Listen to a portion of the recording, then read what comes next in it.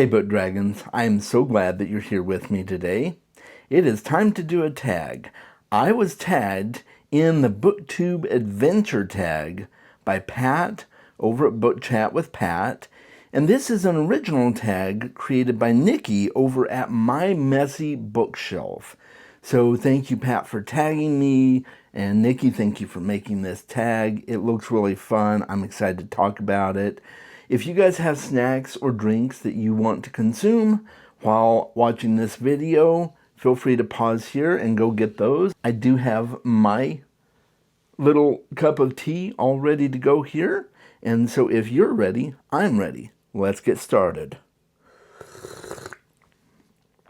All right, so the first prompt on this tag is choose your adventure. When you started your channel, did you have a specific niche in mind? I did. I knew right from the beginning that I wanted to do books. I wanted to do Booktube.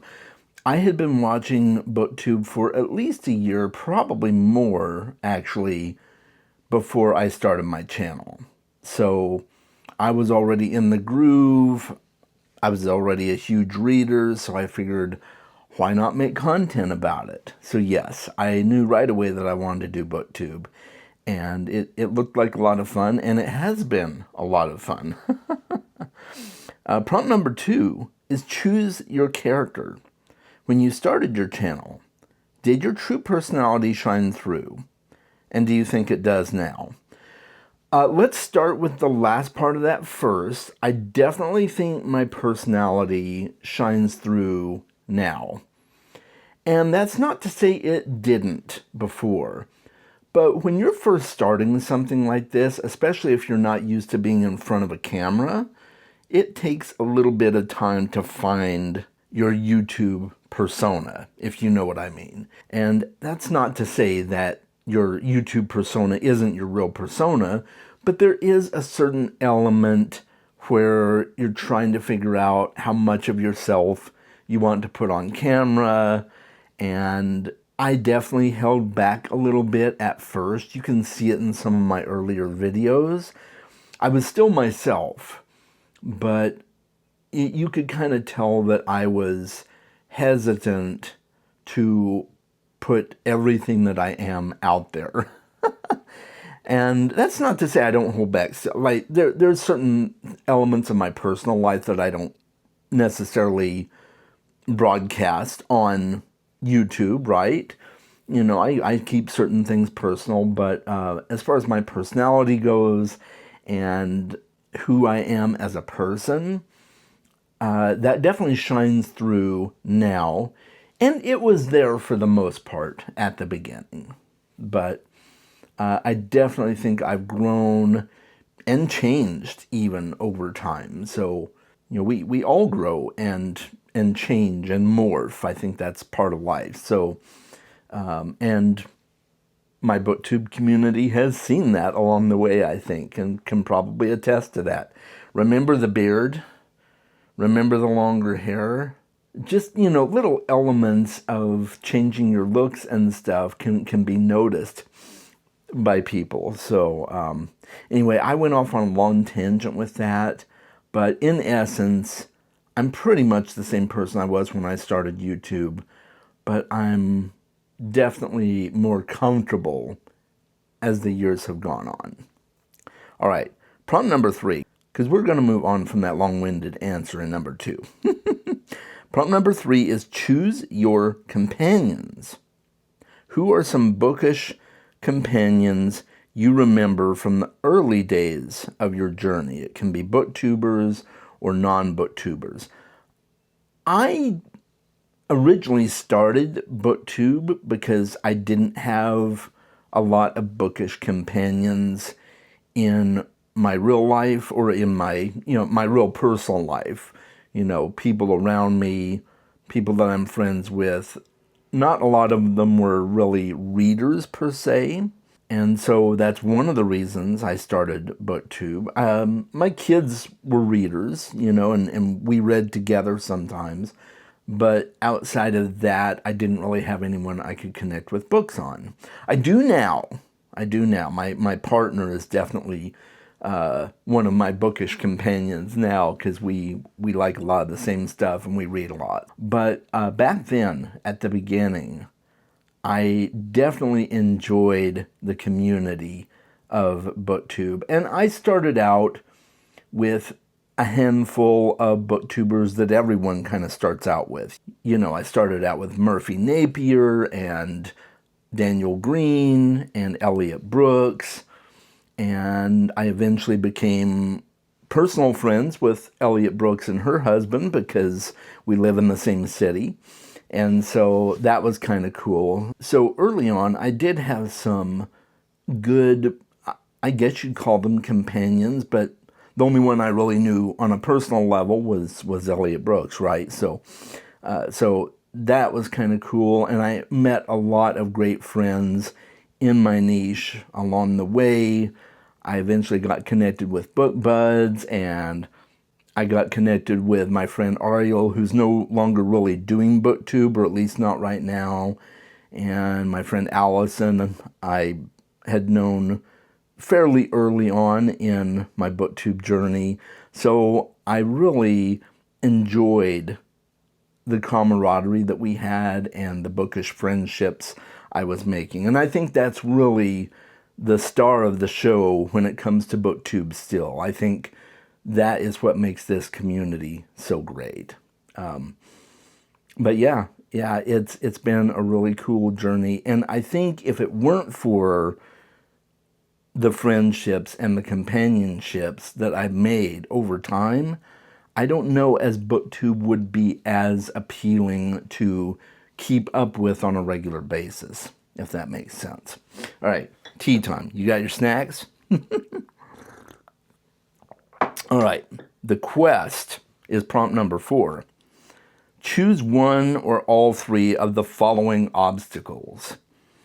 And I'm choosing all 3, by the way, but I'm going to let you know what they are first. There's the comparison curse, the algorithm dragon, and the self-doubt monster. Okay, so the first one, the comparison curse. How do you handle comparing your channel to others? That is a struggle. I think it's more so that I see things on other people's channels that I think to myself, oh, that would be cool to do. Maybe I'll try that. So I don't know if it's as much a comparison thing as it is learning tips and tricks from other people that I'd like to try on my channel and see if it works. But there is an element of comparison as well. When I started Booktube, it was a somewhat small community. And that was in 2019. And then by 2020, with the pandemic and everything, it kind of exploded. And people who were new to Booktube at that time really blew up. And so, you know, it's hard to sit there and see that and see how much success they're having and how quickly their channel blew up. But I'm fine. You know, I'm still here. I'm still enjoying what I do, and that's what matters most, right? The algorithm dragon. I happen to like dragons, but not the algorithm necessarily. What has been your biggest frustration with growth, views, or consistency? My biggest frustration is a lack of consistency with the algorithm. It's really hard to know exactly what works because it's constantly changing.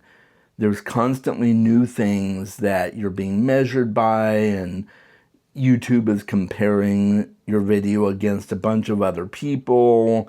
You know, if somebody else's video is taking off, yours just kind of gets left in the dust. They don't really show it to anyone. So the YouTube algorithm, I think, is the most frustrating part. And I have no doubt that it's mostly done by AI now. I mean, that's just the reality we're living in, right? But that's been a real struggle. And ultimately, you know, I'm enjoying doing what I do. But I see some of the lower numbers on videos that I am shocked did not blow up, you know? And so it would be nice to have something more concrete, but it is what it is. As far as the views and stuff go, I just enjoy chatting with the people that do view my videos and do make comments. As far as my own personal consistency, I've been pretty consistent. Every Tuesday, every Friday, every week.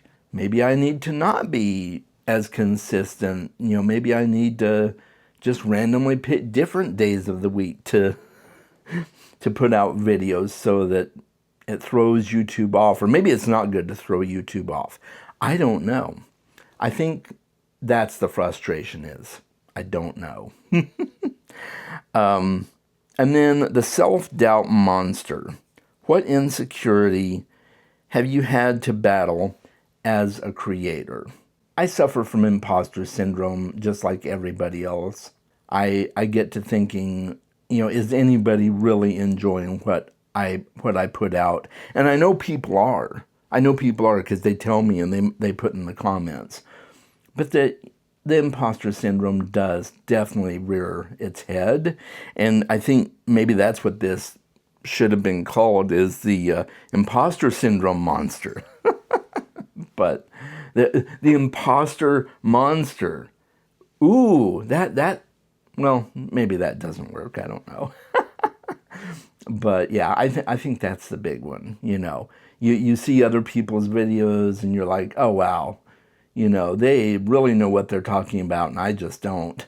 But I do, I know deep down that I do, but it definitely goes through your head, right? All right, so we're moving on to prompt number 5. That was the quest, and now we're moving on to the struggle. Was there a moment you considered quitting? What kept you going? Oh yeah, I've had times when I thought about quitting, for sure. I don't think there's anybody that would say that they don't struggle with wanting to continue and think about quitting on occasion. What really keeps me going is I love doing what I do. I love talking about books and bookish topics, and I love the friends I've made and the community that has been built here. And you get that rush when somebody new comments for the first time and you're like, oh, I haven't seen you before. Hi, I'm so excited to hear from you. Come talk books with me, It's that excitement that I think really keeps me going, because I really love the people in my community. And when I see somebody comment that hasn't commented in a long time and I've been thinking about them, oh, hey, how you doing? Good to hear from you. It's that kind of thing. It's the camaraderie that we built here as part of this channel that really keeps me going. But yeah, sometimes, life gets really busy and it's just like, oh, maybe I should eliminate this so I have more time for this. But then at the end of the day, I'm like, no, I'm good. I want to keep doing this. All right. So we're moving on to prompt number 6 and a drink of tea. Prompt number 6 is growth and fulfillment. Do you feel the journey has been worth it? Have you grown as a reader, a booktuber, or a person? Absolutely. I feel that it has totally been worth it for me and continues to be worth it. I have really grown as a public speaker, I think. Even though I'm not speaking in front of a crowd, it's a virtual crowd. And I feel like that's helped me to be a better communicator. It's helped me to be more relaxed over time and more conversational and become more and more myself. I think it's totally been worth it. I have definitely grown as a reader. I've read books for this channel that I never would have even known about had it not been for Booktube. So I've definitely grown as a reader. I've definitely grown as a booktuber as well. I've kind of learned what works, what doesn't, how to say things a little bit differently, how to communicate more clearly about books. And Also the editing process. I've grown leaps and bounds with my editing, and I've learned what's essential with editing and what you don't really need in your videos and stuff. So I've grown a lot as far as that goes as well. And then as a person, yeah, I think I kind of communicated that. It's made me a better communicator, a better listener as well. And it's really expanded my worldview too, I think, to be communicating with people from all over the world and seeing their struggles and seeing the books they love and why the stories impact them the way they do. So yes, I've done a lot of growth, I think.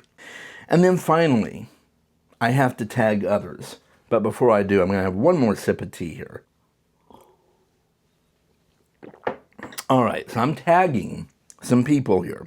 And I'm going to tag Dave and Olive over at Book Blather. I'm going to tag Ben over at Books with Genghis Khan, because I haven't heard from Ben in a while. And I'm curious how he's doing. I was thinking of him, so yes. Dark Star's Book Cavern. I don't know if she really does tags, but I'm tagging her anyway. And Fina over at Fina Reads. I have tagged all of you. If you're watching this and you have a channel and you want to do this tag, I'm also tagging you. And I hope you guys have an awesome rest of your day. Make sure that you read more books. And if you want to watch more of my content, here's some ideas on the end screen.